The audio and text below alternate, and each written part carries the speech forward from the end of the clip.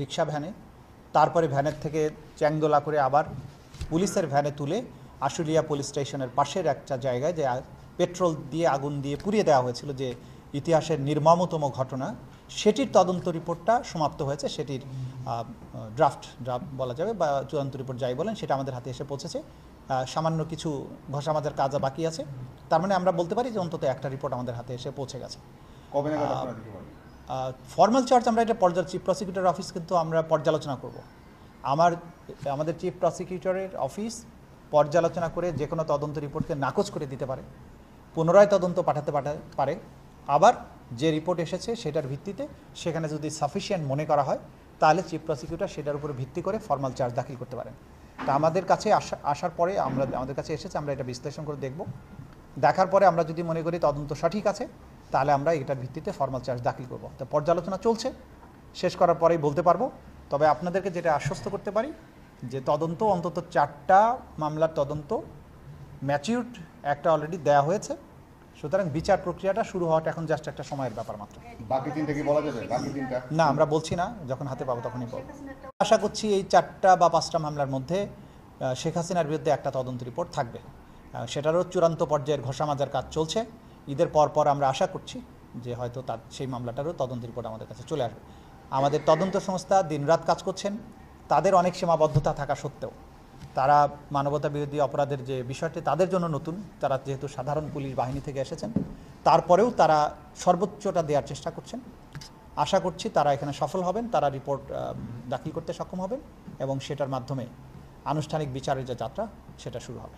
আনুষ্ঠানিক অভিযোগ গঠনের মধ্য দিয়ে তো বিচার শুরু হয়, তো সেই ব্যাপারটা আপনাদের এটা অনুমান করে কোনো কিছু আমরা বলতে চাই না। ফর্মাল চার্জ দাখিলের পরেই আদালত একটা সময় দিবেন যে সেই অনুযায়ী চার্জ গঠনের যে শুনানি সেটা শুরু হয়ে যাবে।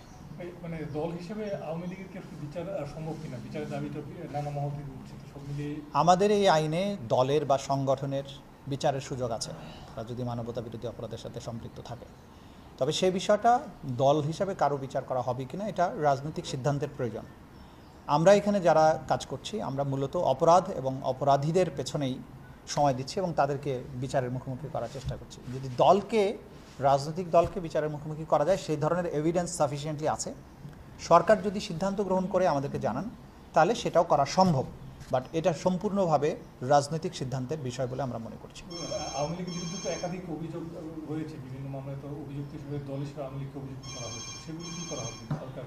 এখানে দেখেন দুটো পদ্ধতি আছে। আওয়ামী লীগের যারা শীর্ষ পর্যায়ের নেতৃত্ব আছেন, এই নেতৃত্ব তারা মিলে অপরাধ যে সংগঠন করেছে এবং প্রত্যেকটা জায়গা প্রত্যেকটা অপরাধের সাথে সাথে সম্পৃক্ততা যে পাওয়া যাচ্ছে, সেই অনুযায়ী আওয়ামী লীগের শীর্ষ পর্যায়ের নেতা এবং তার কর্মীরা যারা ইনভলভ ছিল তাদের বিরুদ্ধে বিচার করা যাবে। পাশাপাশি দল হিসেবেও কিন্তু দলের বিচারের মুখোমুখি করা যায়। আমরা সেই দিকে যাইনি এখন পর্যন্ত। যেহেতু আওয়ামী লীগের বিরুদ্ধে অভিযোগ এসেছে, যে শাখার যে নেতৃত্ব এই অপরাধগুলোর সাথে সম্পৃক্ত ছিল, যাদেরকে ঘটনাস্থলে প্রেজেন্ট পাওয়া যাচ্ছে, যারা পরিকল্পনার সাথে ছিল, যারা বাস্তবায়নের সাথে ছিল, তাদেরকে আমরা আসামি করেছি এবং সামনে এটা চলমান থাকবে। যখনই যাকে কনক্রিট এভিডেন্স পাওয়া যাবে তাকেই বিচারের মুখোমুখি করা হবে, কাউকে ছাড় দেওয়া হবে না। এই যে একটু কিন্তু এখন এই সীমাবদ্ধতাটা আপনার তদন্ত সংস্থার কি লোকবলের অভাব নাকি তাদের এই বিষয়ে জ্ঞানের অভাব? মানে আমি আপনাদের স্পষ্ট করতে চাই যে মানবতা বিরোধী অপরাধের তদন্ত যে সময় নিয়ে করা উচিত, সেই সময়ের 10 ভাগের 1 ভাগ সময় আমরা কিন্তু নেইনি।